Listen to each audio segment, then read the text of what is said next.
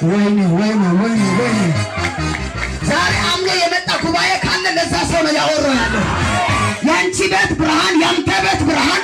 ጌታ ምስክር ነው። ለሰፈር አይደለም፣ ለቀበሌ አይደለም፣ ለወረዳ አይደለም፣ ለአውሮፓ ማብራት ይጀምራል።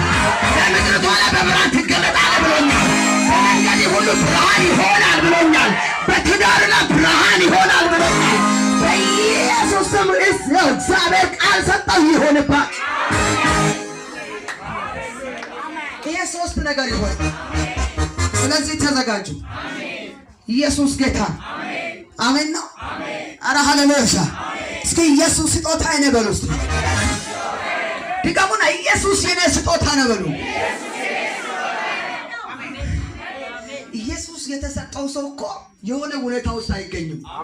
ክብር ላይ ነው የሚገኘው። ለምን ታውቃላችሁ? ማቴዎስ ምዕራፍ 2 ቁጥር 1 ላይ ስለ ኢየሱስ ክርስቶስ ስለመወለዱ ሄሮድስ ሲሰማ ተበሳጨ ነው ብለው። ለምን ታውቃለህ? ትልቅ ክብር ስለተወለደ፣ ኃያል ሰው ስለተወለደ፣ ንጉሥ ስለተወለደ ጠላት ተበሳጨ ይላል። ዛሬ ባንተ ቤት የሆነ ክብር ከዚህ ማይክሮ ሰከንድ ጀምሮ ይወለዳል። ባንቺ ቤት ጠላትን ግራ የሚያጋባ 10 ዓመት የቆየ 20 ዓመት የቆየ 30 ዓመት የቆየ በኢየሱስ ክርስቶስ ዛሬ ባንተ ቤት ይወለዳል። ተራ ነገር በቤትሽ አይወለድም።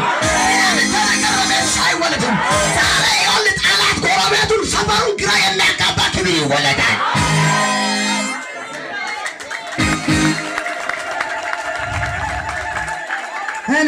ጂሰስ አሜን ነው ወይ? ትናንትና ዝም ብሎ የነበረው ጠላት ባንተ ቤት ባንቺ ቤት